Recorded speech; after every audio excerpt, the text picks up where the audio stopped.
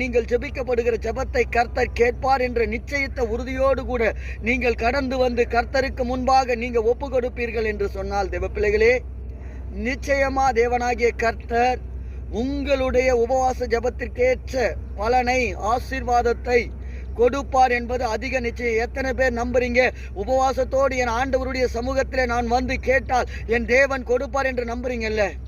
நிச்சயமா உங்க நம்பிக்கை கெட்டு போகாதபடிக்கு உங்கள் உபவாசத்தின் ஜெபத்திற்கேற்ற ஆசீர்வாதத்தை தேவனாகிய கர்த்தர் உங்களுக்கு ஆசீர்வாதத்தை கொடுப்பார், நன்மையானதை தருவார்.